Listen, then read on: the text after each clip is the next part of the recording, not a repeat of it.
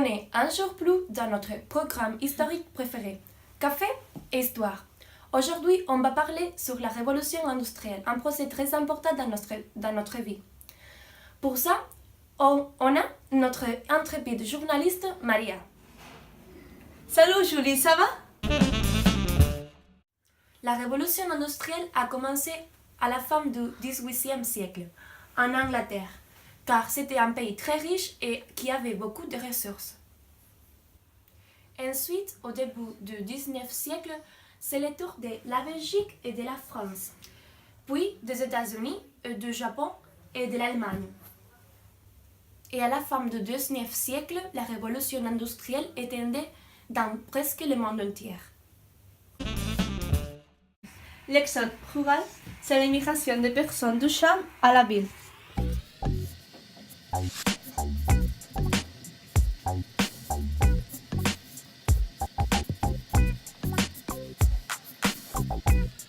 Il a été provoqué pendant la révolution industrielle à cause de la mécanisation du champ et des machines. De cette façon, la main-d'œuvre pour maintenir la récolte a été réduite. Les fabriques se sont converties au travail de ces individus provenant du champ.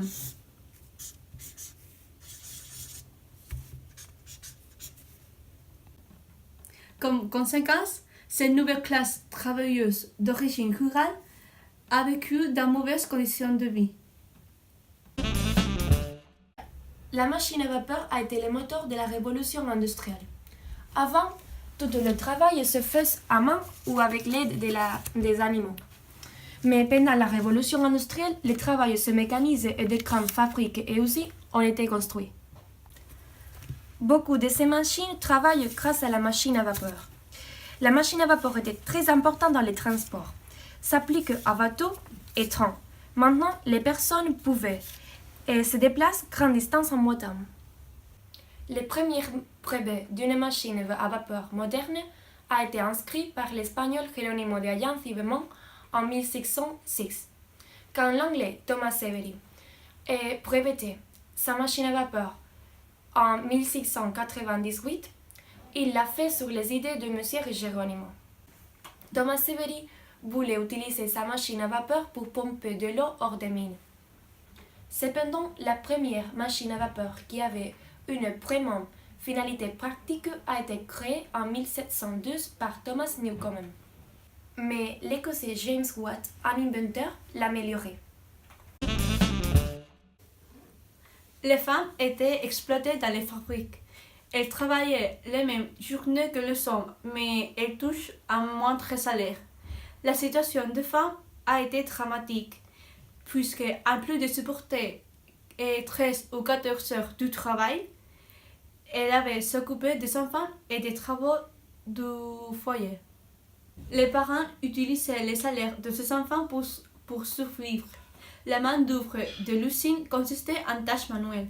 Les enfants travaillaient dans fabriques qui étaient insalubres et ils étaient exposés aux produits chimiques toxiques. Quelques enfants sont morts à cause de l'inhalation excessive de vapeur de phosphore qui produit ces fabriques. Dans les usines en coton, les enfants maniaient de machines dangereuses qui leur provoquaient de graves lésions et accidents. Les autres tombaient à l'intérieur des machines endormis à cause de travailler pendant une quantité excessive de temps et ils étaient aplatis par des machines. Les enfants qui travaillaient dans les mines de charbon mouraient à cause des explosions et des lésions. À cause de la révolution politique, des processus de rénovation agraire et le développement industriel, la société d'ordre est passée à une nouvelle structure sociale, la société de classe. Cette société s'est basée sur le droit de la propriété, l'égalité fiscale, toutes les personnes paient les impôts, et l'égalité devant la loi. C'est une société plus ouverte qui a permis une grande mobilité sociale.